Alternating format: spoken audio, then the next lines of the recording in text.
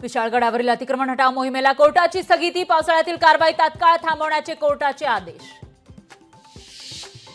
राज्य सरकारला हायकोर्टाचा मोठा दणका, आरटी प्रवेशाबाबतचा अध्यादेश कोर्टाकडून रद्द, तर शालेय प्रवेशाबाबत अचानक असा निर्णय घेणं घटनाबाह्य असल्याचं कोर्टाचं म्हणणं। निवडणूक आयोग पिपाणी चिन्ह गोठवण्याची शक्यता, शरद पवारांच्या तक्रारीनंतर चिन्ह गोठवलं जाण्याची शक्यता, तर पिपाणीमुळे लोकसभेला फटका बसल्याबाबत राष्ट्रवादी एसपीची तक्रार।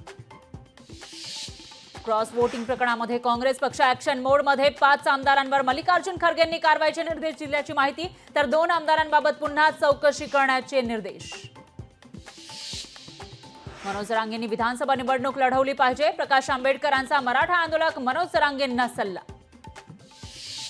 मोहन भागवत यांच्या सुपरमॅन वक्तव्याचा आधार घेत संजय राऊतांचा पंतप्रधान मोदींना टोला, सुपरमॅनच्या पायाखालची बहुमतांची सत्रांची जनतेनं ओढल्याचा खोचक टोला।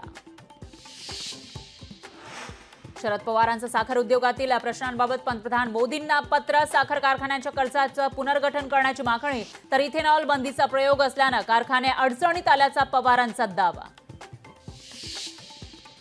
विशाळगड हिंसाचारावरून सुप्रिया सुळेंची सरकारवर टीका, राज्यात 2 समाजात तेढ निर्माण होण्यास सत्ताधारी जबाबदार असल्याचा सुळेंचा आरोप।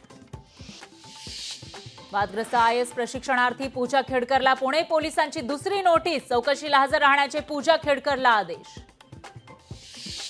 वाहनाच्या काचेवर फास्टॅग नसल्यास दुप्पट टोल भरावा लागणार, टोलनाक्यावरील गर्दी टाळण्यासाठी निर्णय, तर फास्टॅग नसलेली वाहनं ब्लॅकलिस्ट केली जाण्याची शक्यता।